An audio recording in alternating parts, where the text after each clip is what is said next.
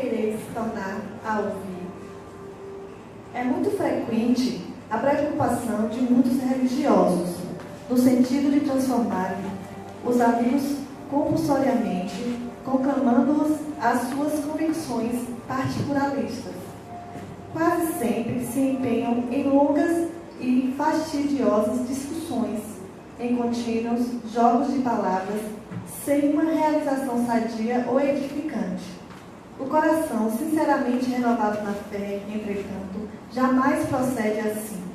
É indispensável diluir o prurido de superioridade que infesta o sentimento de grande parte dos aprendizes, tão logo se deixam conduzir a novos portos de conhecimentos, nas revelações gradativas da sabedoria divina, porque os discutidores de más inclinações se incumbem de interceptar-lhes a marcha. A resposta do cego de nascença aos judeus argustos e inquiridores é padrão ativo para os discípulos sinceros. Lógico que o seguidor de Jesus não negará um esclarecimento acerca do Mestre, mas, se já explicou o assunto, se já tentou beneficiar o irmão mais próximo com os valores que o felicitam, se atingir o alheio entendimento, para que discutir? Se o homem ouviu a verdade e não a compreendeu, fornece evidentes sinais de paralisia espiritual. Ser-lhes-á inútil, portanto, escutar repetições imediatas, porque ninguém ganhará o tempo, e o saiba que desafiasse o ignorante, rebaixa-se-á ao título de insensato. Não perca, pois, as tuas horas através de elucidações minuciosas e repetidas para que não as pode entender, antes que lhe sobrevenham no caminho o sol e a chuva, o fogo e a água da experiência. Boa noite a todos.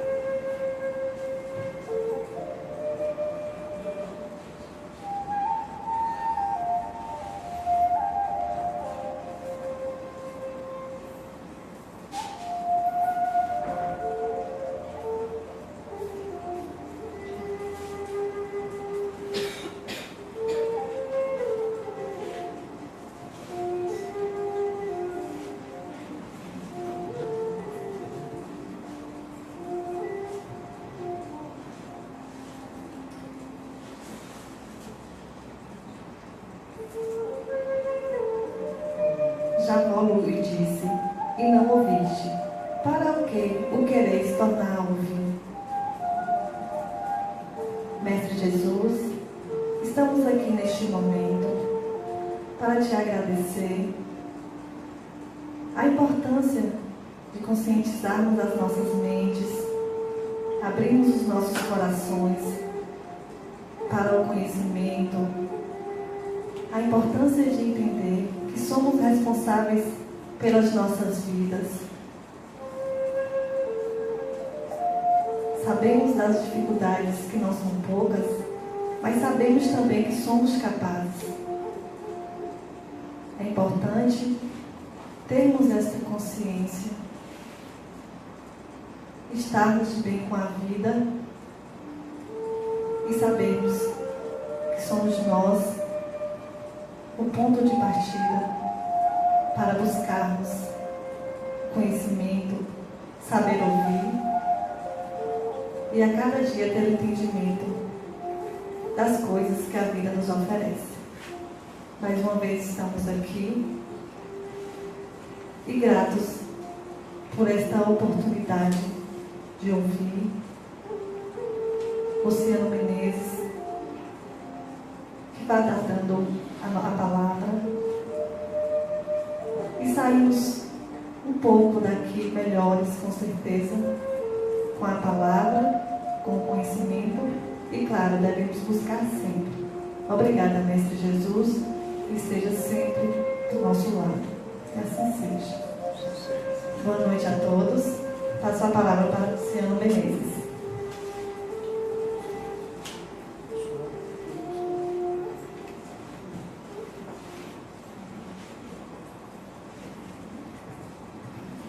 Meus irmãos, muita paz, que Deus nos abençoe. A gente tem observado ao longo dos anos, lidando com o espiritismo, atendendo pessoas na casa espírita, lidando com pessoas fora da casa espírita, no trabalho, na relação com o mundo, e a gente observa o quanto as pessoas, ou muitas pessoas, estão perdidas, desorientadas. Muita gente não tem ideia do porquê está no mundo, para que está no mundo, o que é que está fazendo aqui, qual o objetivo de vida, qual a finalidade da vida, qual o sentido da vida. Haja vista que muitas vezes se apegam ou se vinculam a uma religião para encontrar respostas. Mais que isso, às vezes as pessoas atingem alguns objetivos de vida, como o trabalho, como salário, como família e outras coisas mais, ainda assim tornam-se pessoas às vezes frágeis demais, às vezes até frias, mecanicistas, pessoas às vezes que vivem com o nariz empinado, achando-se superior aos outros, ou outras vezes sentindo-se inferior ou não igual aos outros.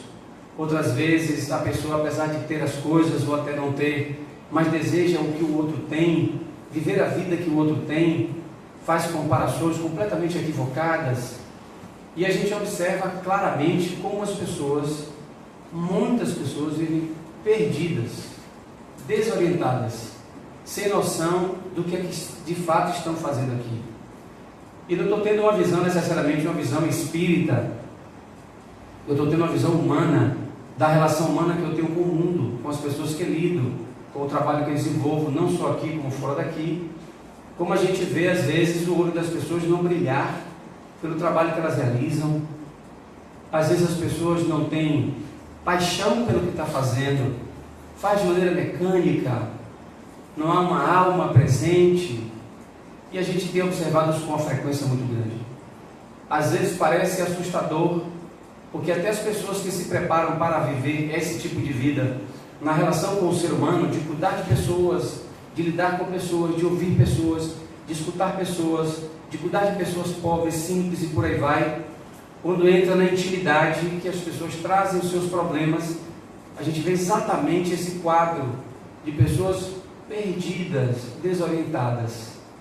Graças a Deus, entre aspas, aliás, eu acho que graças a Deus mesmo, entra a religião que vem como um veículo de salvação, entra a religião como um instrumento de fazer com que as pessoas despertem para a vida, que elas encontrem ali um esteio, que elas encontrem ali um amparo e consigam ancoradas na ideia e no pensamento religioso, se segurarem um pouco mais, encontrarem ou tentarem encontrar um sentido para a vida delas.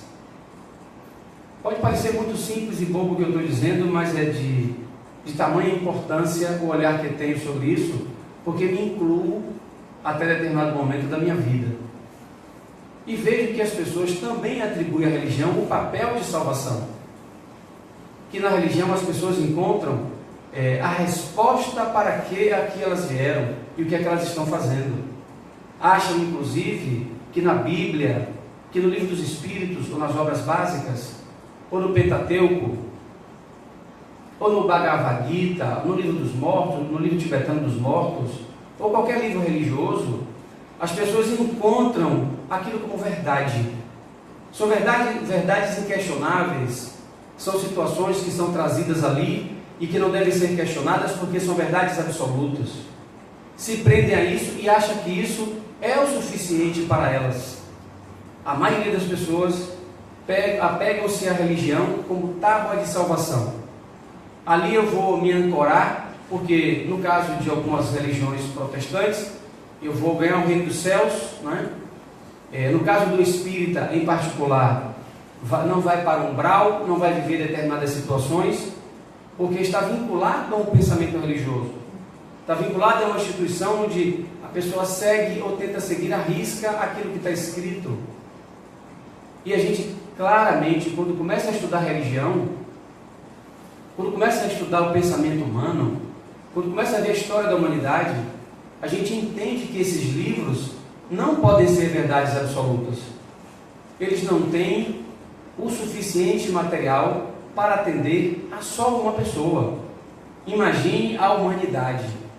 Traz material, sem dúvida alguma, que lida com a psique humana e traz ideias a respeito de um momento da vida, mas não de toda a eternidade, porque a religião precisa se atualizar.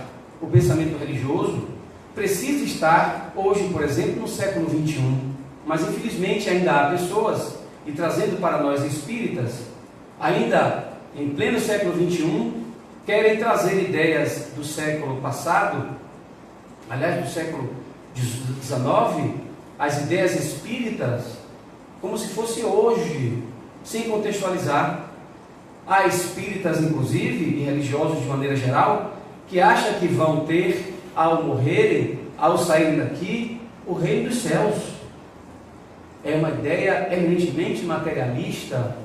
Até os espíritas que, inclusive, acham, ou devem achar, que vão para nosso lar, que vão para uma colônia espiritual, onde tenha uma sociedade, onde tenham pessoas, onde tenham equipamentos, onde tenha vida, e enxerga exatamente desse jeito, de uma maneira pulverizada de ideias de outras entidades que trouxeram essa ideia, sem ter às vezes a ideia própria do que pensa a respeito disso, e querem se livrar de problemas.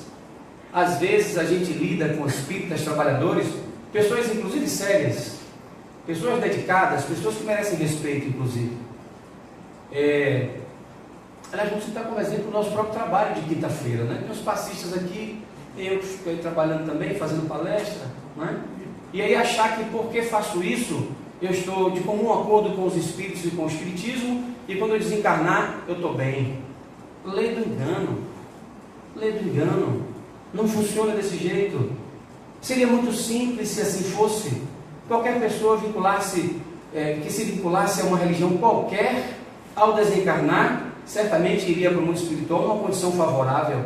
Por que não é assim?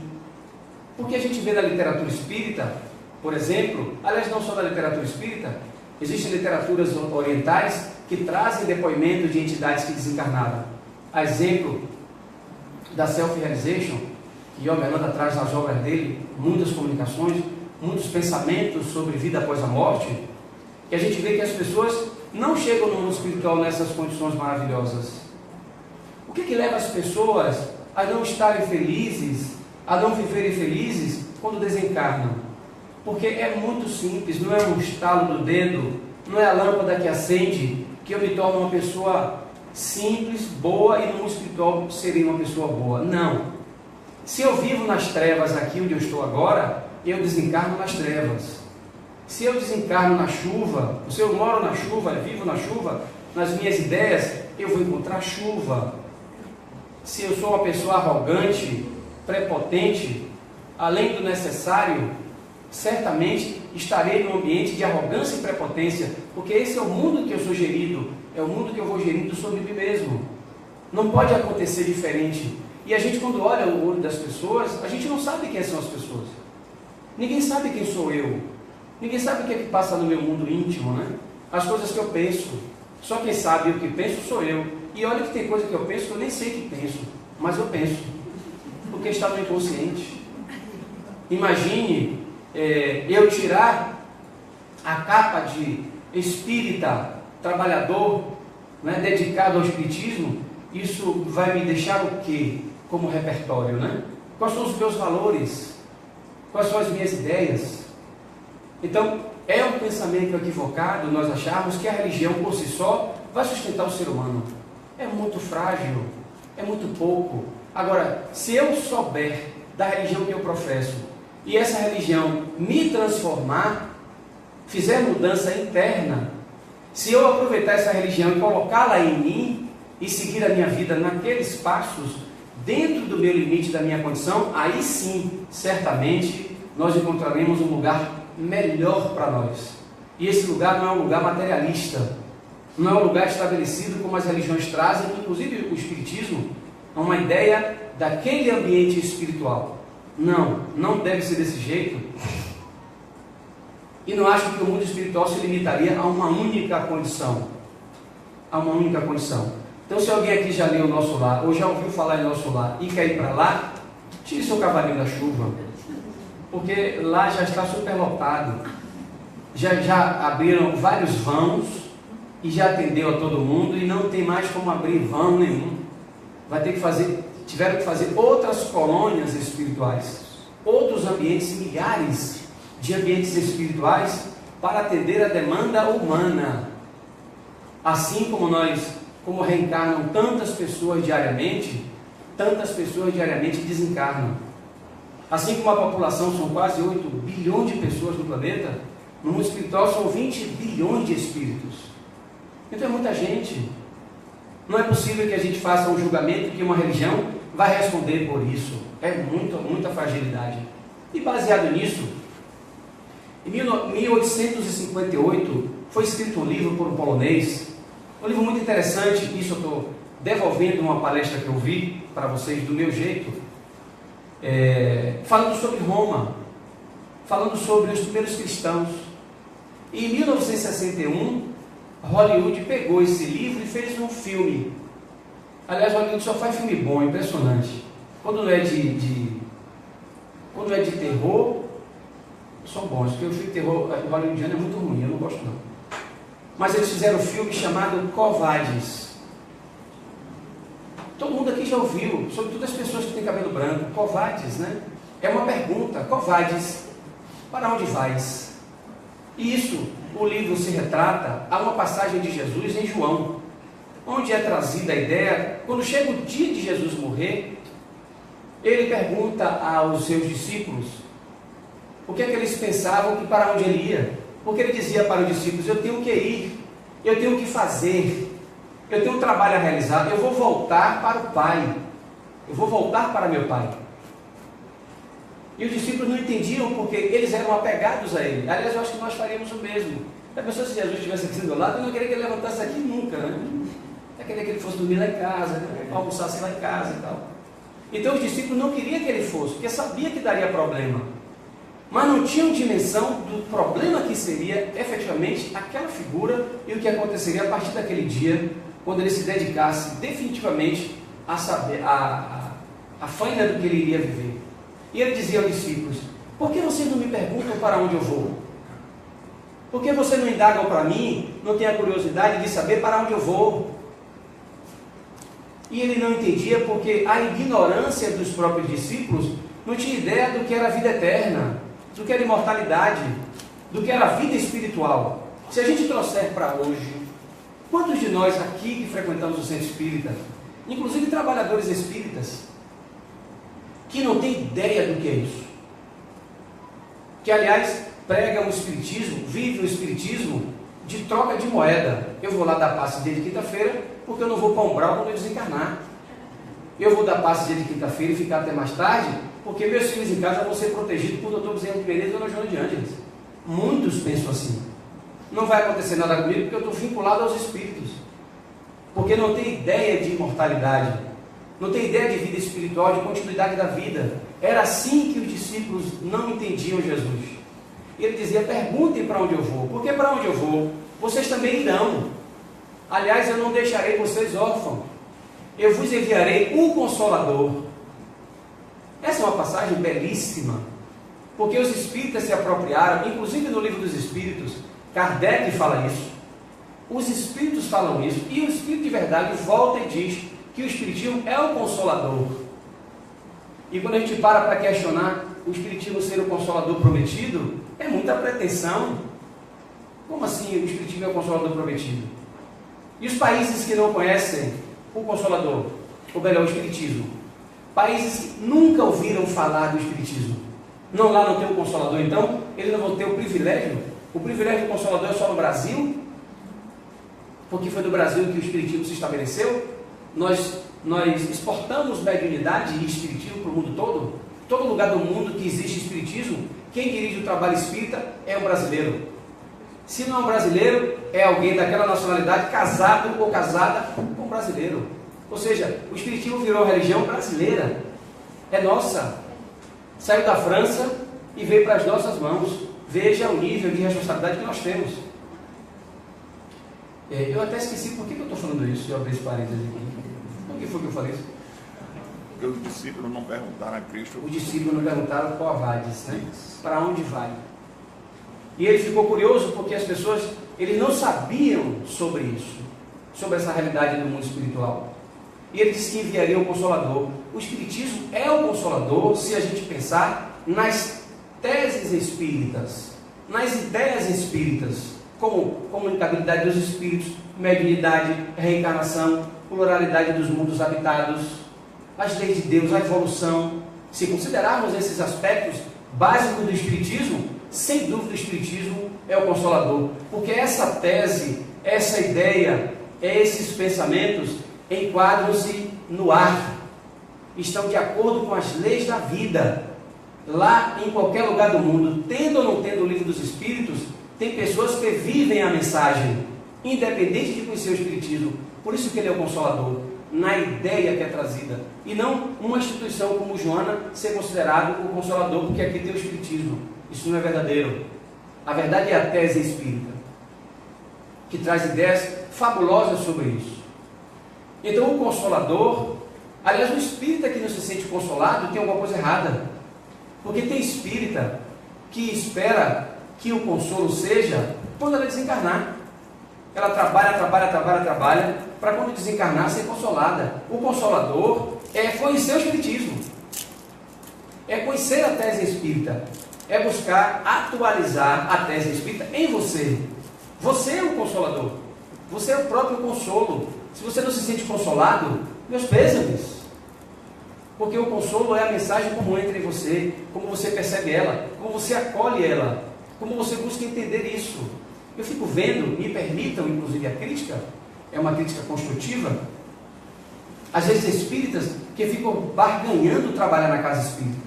Eu só trabalho um dia, chego lá um dia, faço aquele feijão com arroz e pronto, porque os outros dias eu não tenho tempo de fazer nada, eu só tenho tempo de ir lá naquele dia. E tem uns que, apesar de ir só naquele dia, falta que é uma beleza. Chega a dar vontade de você pegar a pessoa e matar, né? Desganar o pescoço, porque às vezes o trabalho depende daquela presença também. A pessoa ajuda, termina sendo um elemento importante para aquilo ali, e as pessoas barganham como se não tivesse de fato noção do que é trabalhar com o Espiritismo, trabalhar com o espiritual. E Jesus envia o Consolador como o Espiritismo desse jeito. E a gente infelizmente vê pessoas que não têm noção do que ele disse. Ainda hoje, vivendo a realidade que a gente vive hoje, com toda a tecnologia, com todo o avanço, com toda a evolução que nós adquirimos, infelizmente nosso olhar ainda é muito obnubilado, muito escurecido a respeito do ser espiritual que nós somos. Ainda é muito religioso, ainda é muito salvacionista, porque a gente não tem ideia. E aonde vais? Para onde você está indo? Para que lugar você está indo? Que caminho você está tomando na sua vida? O que é que você está fazendo da sua encarnação? Quais são os momentos que você está aproveitando para o seu crescimento, para a sua evolução? E aí, o que eu vou falar agora, eu me incluo. Tem espíritas que se magoam com as pessoas ainda, ficam chateadas. Além de se magoar com as pessoas, fica sem falar com as pessoas. Olha que coisa interessante. A gente está aqui dentro da casa espírita, aprendendo o Evangelho, aprendendo o que o Espiritismo prega. Tem trabalhador espírita, e às vezes frequentadores também, claro, né?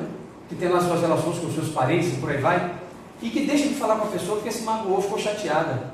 Quando a gente faz isso, segundo o Espiritismo, segundo a psicologia, você traz para dentro de você aquela pessoa. Ela passa a morar com você 24 horas por dia, porque você lembra dela. Porque você não quer conversar com ela. Então você tem que lembrar dela. E quando você vê ela, às vezes você se treme, porque você está com raiva, está com um sentimento nocivo. Aí você se treme, você sente isso, sente aquilo outro, a boca seca. Porque você vê a pessoa. Olha que valor você está dando à pessoa. Olha que importância a pessoa está tendo na sua vida. Olhar para o Espiritismo, trazendo como Jesus traz, aonde vais, qual o caminho você está percorrendo, buscar o seu caminho e saber para onde você vai, é você buscar ter consciência de que toda e qualquer inimizade que eu adquiri, isso é um problema meu, mesmo que eu esteja certo. Se a gente trouxer isso para uma relação afetuosa, marido e mulher, namorados, e por aí vai, quantas pessoas têm problemas sérios, porque o namorado acha que a namorada tem que fazer aquilo, ou a namorada acha que o namorado tem que fazer aquilo, e às vezes as pessoas se casam, se relacionam, e passam-se os anos, às vezes um olha para o outro e diz assim, meu Deus, eu casei com essa pessoa, não foi com essa pessoa que eu casei com outra. Onde é que está a outra pessoa? Eu quero a outra pessoa. Não tem como voltar a outra pessoa, porque ela sempre foi assim, ele sempre foi assim. Você que não viu, você que não enxergou, você que não estava atento. Aliás, hoje na terapia, eu tive um sonho, não sei se eu já contei esse sonho aqui, me lembre quando eu voltar para o assunto, porque eu posso me esquecer, e meus cabelos brancos não me ajudam muito. Eu tive um sonho que eu fui fazer uma palestra na Fundação La Harmonia, isso tem uns 15 dias, e quando eu cheguei lá para fazer a palestra, quem conhece a fundação, quando a gente passa do portão, tem um cenáculo lá, tem um prédio e tal, só que quando eu entrava no portão, já tinha milhares de pessoas sentadas me esperando para a palestra, cadeiras assim, azuis, gente, mas muita gente. E eu cheguei para fazer a palestra, e aí estava alguém lá falando e tal, teve uma hora que chamaram meu nome para eu fazer a palestra, eu me levantei, andei esse espaço todo, quando cheguei próximo do lugar que eu ia fazer a palestra, minha perna direita começou a doer, uma dor, eu tive que parar de andar, aí encostei na cadeira, sentei, aí estava a Edilene e Verônica. A Edilene é vice-presidente do centro, né? De vez em quando dizem que ela é minha esposa, mas na verdade a esposa é Verônica, né? Mas ao longo dos anos acham que ela é minha esposa, eu fico feliz com isso, porque são duas, né? Embora eu não role nada com a Edilene, mas você fica com moral, esse cara é pegador, né? E aí, Adenal do meu lado, apertei a mão dele, ele levantou, foi me apresentou. Quando ele me chamou para fazer a palestra, as milhares de pessoas que estavam sentadas e aguardando foram embora. Quando eu virei, não tinha mais nenhuma pessoa para eu falar, para fazer a palestra. Ninguém. Ele aí fez assim, eu fiz, poxa, então o pessoal só quer ouvir você, né? Ele fez assim para mim. Não, eu não estou preocupado com o que as pessoas queiram me ouvir. Eu estou preocupado com o que eu vou dizer às pessoas. Eu estou preocupado com o que eu vou dizer às pessoas. Ou seja, eu tenho responsabilidade com o que eu vou dizer. Eu preciso ter vontade de dizer e, sobretudo, dizer o que o meu coração fala. Eu não tenho que seguir a moda. Eu não tenho que seguir o roteiro. Eu não tenho que seguir o coletivo. Domingo, por exemplo, foi um exemplo do que seguir o coletivo. Um carnaval fora de tempo. Um mundo de gente. Eu olhei na televisão e disse, meu Deus do céu, quantas pessoas ainda inconscientes dos seus processos. Porque se fosse carnaval eu entenderia, mas não é carnaval não. O mundo de gente que foi é muita gente. É como se fossem pessoas teleguiadas. Eu não estou fazendo crítica pessoal, estou dando uma ideia do que eu olho, como a gente olha para isso, e vê que assim como é desse jeito, é em outras coisas. A gente é teleguiado, a gente é conduzido pelas pessoas sem se dar conta. Quando eu não vou para o meu roteiro, aonde você vai? O que foi que você veio fazer aqui? Você não veio aqui simplesmente ser pai e mãe. Você não veio para aqui ser simplesmente filho, ser engenheiro, médico, pedreiro, psicólogo, o que quer que seja. Essas funções, essas tarefas fazem parte do que você veio fazer. Mas se você tiver no seu roteiro, Certamente você vai estar realizando o que você gosta de realizar. Vai estar fazendo o que você gostaria de estar realizando. Onde foi que eu parei? Que eu abri o parênteses aqui.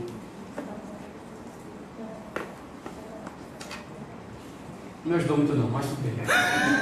Não ajudou muito não. Bom, então a ideia de para onde eu vou, eu preciso descobrir para onde eu estou indo. Sem que seja o roteiro espírita, sem que seja o roteiro católico, é o meu roteiro. Eu tenho que descobrir o meu roteiro. Quando Adenauer no sonho diz isso, é uma extensão minha. O sonho retrata uma extensão da minha personalidade, que retrata a figura dele, vem simbolicamente na imagem dele, me dizendo algo. Ou seja, responsabilize-se pelo que você diz, pelo que você fala. Fique atento, porque as pessoas precisam ouvir pelo coração. As pessoas precisam ouvir na alma delas. E aí teve outro desdobramento sobre isso que a psicóloga trouxe, que foi, agora eu me lembrei, minha amiga aqui não me ajudou de fato. Eu fui a uma instância da minha vida, da minha infância, quando eu tinha 7 anos de idade, onde eu esperava minha mãe chegar, e pelo fato dela não ter vindo, eu me tornei um adolescente, um adulto, um homem, que a mãe não veio nunca buscar.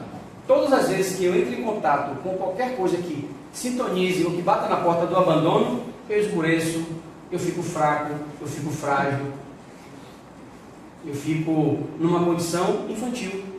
Olha que coisa interessante. Imagine a gente olhando isso na nossa história de vida enquanto entidades espirituais, vivendo novas encarnações para elaborar novas condições de vida. Então eu tenho que ressignificar, refazer, reestruturar e buscar construir uma outra vida. O que é que eu vim fazer aqui? Certamente eu não vim para aqui ser abandonado por minha mãe, nem por meu pai. Mas se eles fizeram isso, isso é um problema deles, não é meu. Quem cometeu aquilo foram eles. Eu tenho que absolvê-los, eu tenho que compreendê-los, sobretudo à medida que eu me compreendo. Se eu acho que eu sou capaz de fazer o que eles fizeram, vou absolvê-los, porque certamente, quando fizeram isso, estavam desequilibrados, não tinham noção de muita coisa. Como muitos de nós não temos noção de muitas coisas sobre a questão espiritual. A gente vê aqui as pessoas virem, por exemplo, eu acho até engraçado, eu falei sobre isso aqui, quando tem feriado católico. Tem espírita que é espírita católico, né? Tem espírita que vem para aqui e vai para a igreja também. Aliás, tem espírita que fica ouvindo o padre Fábio de Mello. Tem espírita que gosta de ouvir o Papa, né? O Papa Francisco é top, né? O Papa Francisco é um sujeito diferenciado, está fazendo a diferença no movimento católico.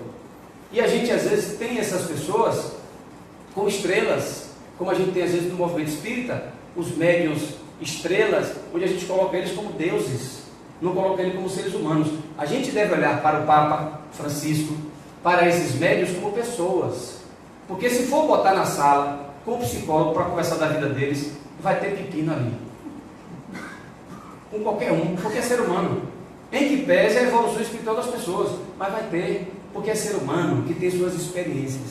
E a gente vê às vezes espíritas que se benze, ó, às vezes até aqui, se benze. A gente olha assim, às vezes a pessoa olha para ver se não tem ninguém vindo e para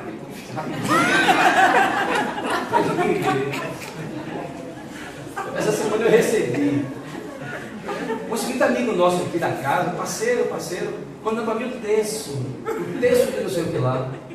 A outra postou também que o espírito trabalhador daqui viajou com a família e foi para não sei de onde, no encontro católico. Gente, a gente não está inteiro. Encontre seu caminho. Não é questão de ser contra essa ou aquela religião, não é isso que eu estou falando. Eu preciso ser inteiro. Eu sou espírita, pronto. Eu sou espírita. Eu sou católico, pronto. Eu sou católico. Eu não estou dividido. Porque tem gente que às vezes faz assim, porque assim, eu vou botar o pé aqui, porque um dos dois, qualquer coisa, né? Eu estou salvo, né? Vem o negócio de lá para cá, melhor para mim. Não é. Não deve ser assim. Devemos refletir o caminho que eu estou buscando. Se eu estou no meu caminho, tudo que eu faço com amor, com vontade. Quando a gente realiza o que a gente quer fazer, é esse espírito que vem. Eu tenho uma paciente, ela tem 22 anos, e eu estava dizendo para ela exatamente essa semana. Quando a gente realiza as coisas com amor pelo que a gente faz, até pegar ônibus é uma coisa bacana.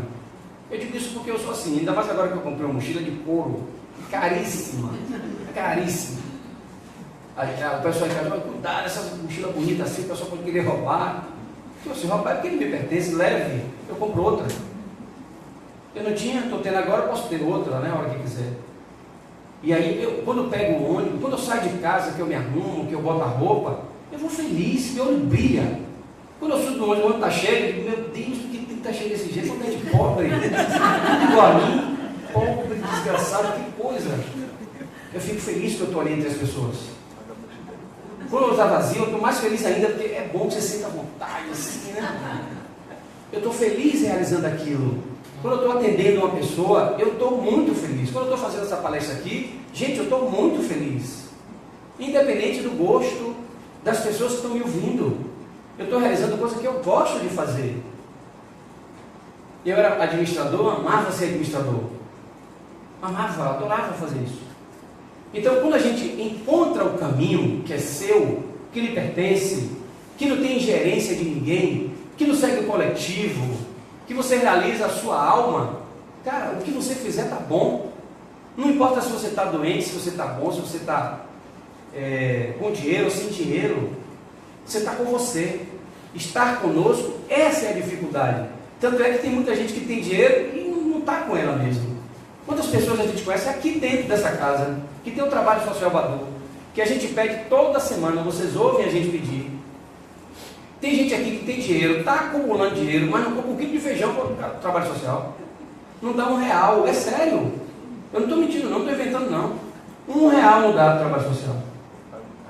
1 quilo de feijão. Gente, pessoa materialista, só está juntando, vai morrer desgraçado. Você vai levar o feijão para lugar nenhum? Essa é a visão que a gente tem, infelizmente ainda, onde a pergunta de Jesus, covardes, para onde você vai?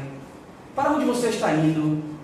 Por que a nossa visão é tão obnubilada ainda a respeito do espiritual? Falta o quê? Observe que todo mundo quer ser feliz. Todo mundo quer encontrar prosperidade, todo mundo quer encontrar felicidade. Por que quando a gente se relaciona com a família é um problema? Observe se não é assim, nós religiosos inclusive. Quando vai para a instância da família, primo, tio, irmão, cunhado, cunhada, sogra, sogro, esposa, filho, eita emaranhado de problema, cara, incrível. Porque se a gente quer ser feliz, por que quando a gente encontra essas pessoas, estamos nesse miolo, a gente tem um bocado de problema?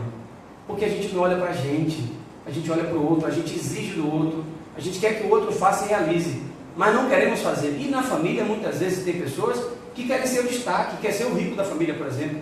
No caso da família de pobre, que é a minha, a gente às vezes vê na família pessoas que têm essa postura. O rico, né?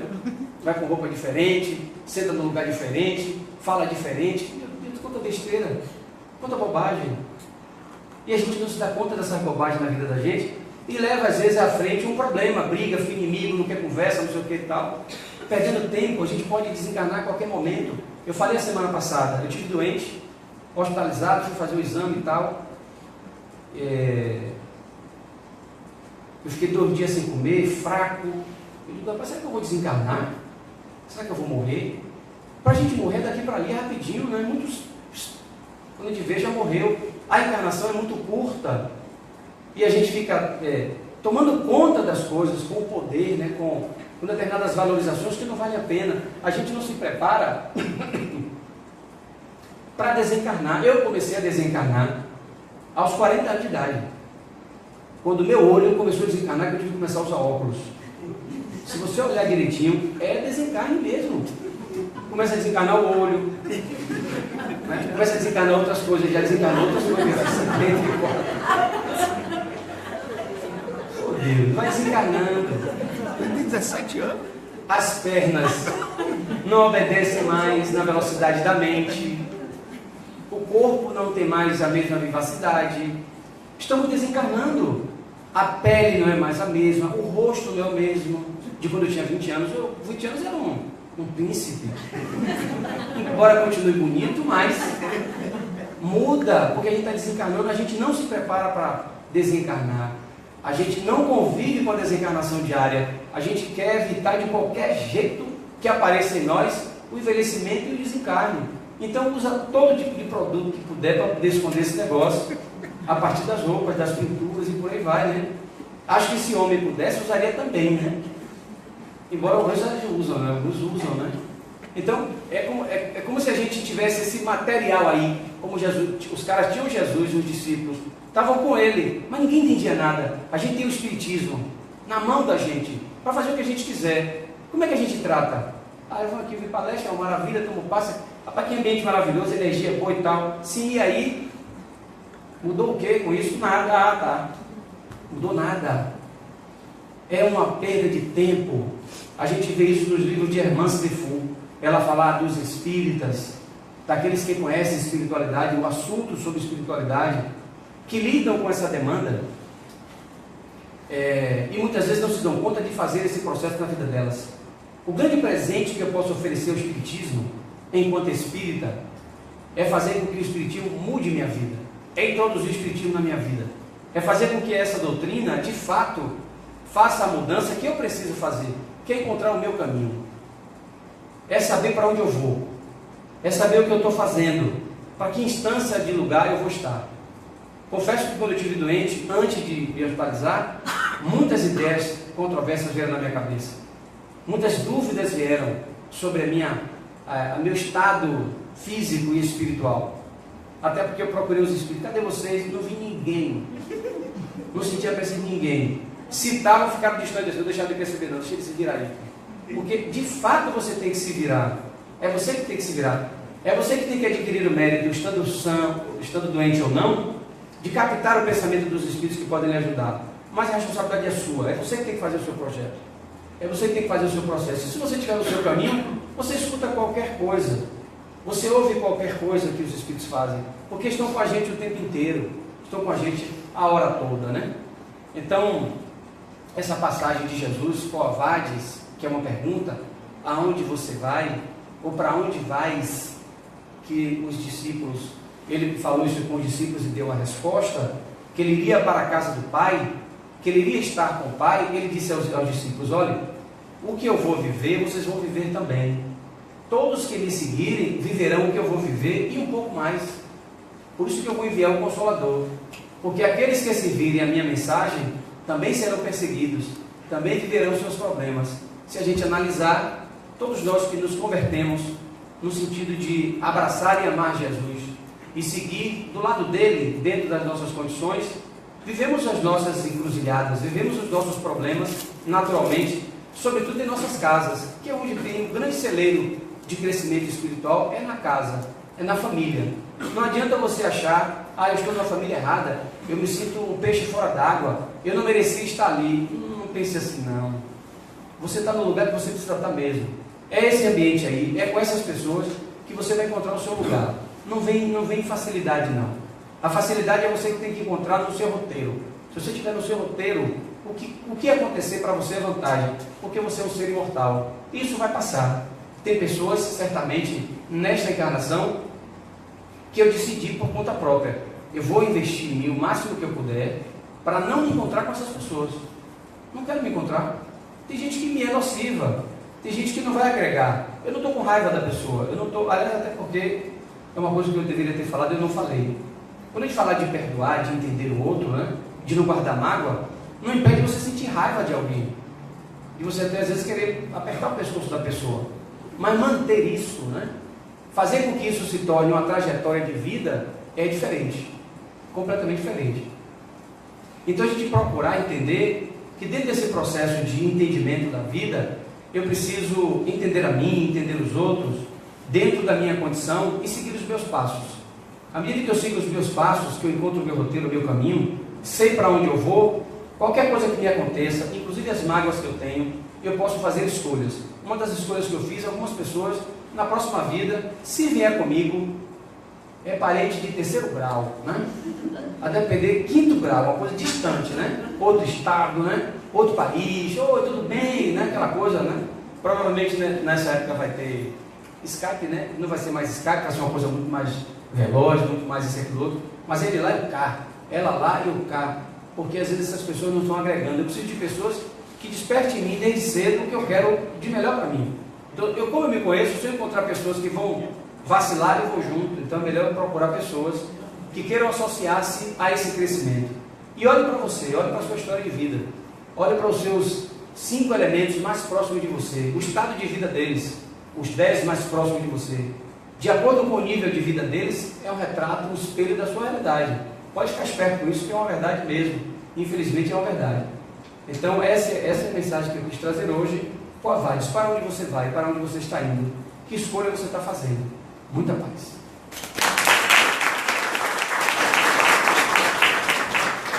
Quer que eu avise?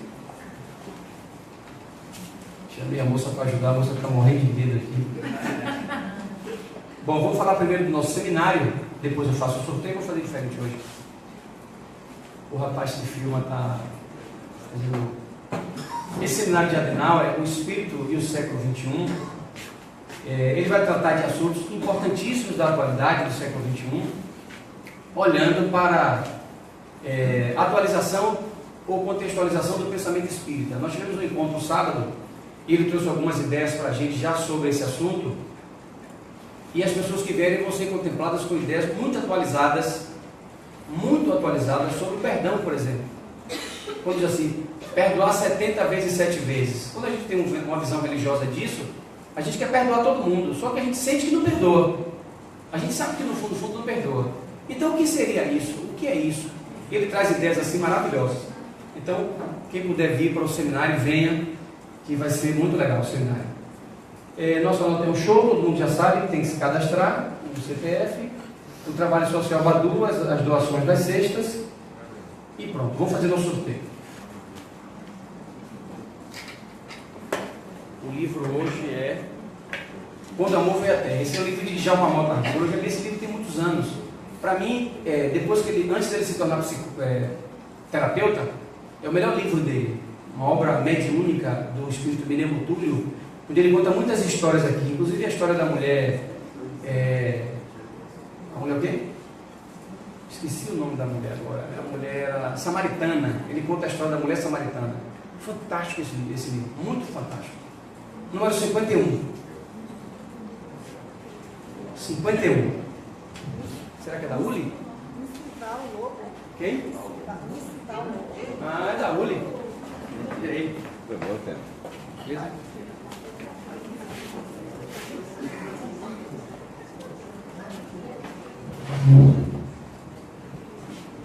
E agora vamos à nossa prece para encerrar o nosso trabalho.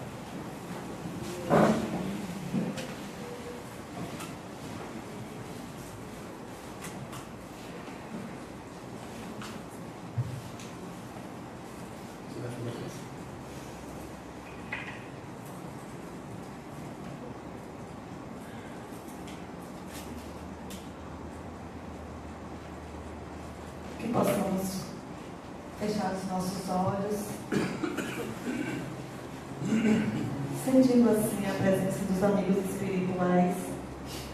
Convidamos aos médios passistas para se distribuir no salão. Sentindo assim a energia maravilhosa deste trabalho. Sabendo da importância de conscientizarmos que somos capazes e que não estamos sozinhos, mas que somos nós os responsáveis pelas nossas vidas. Não devemos terceirizar, devemos entender, buscar e não desistir. Silenciamos um pouco, ouvindo a música.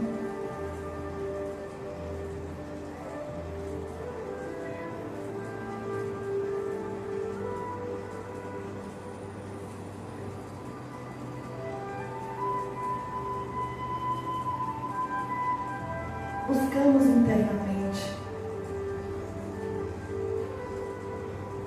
sabermos de como somos importantes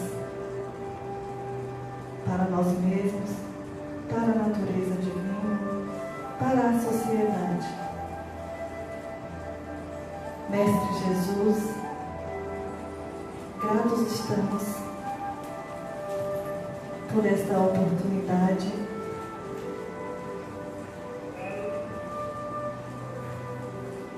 e que a cada dia possamos ter a consciência que somos responsáveis pelas nossas vidas.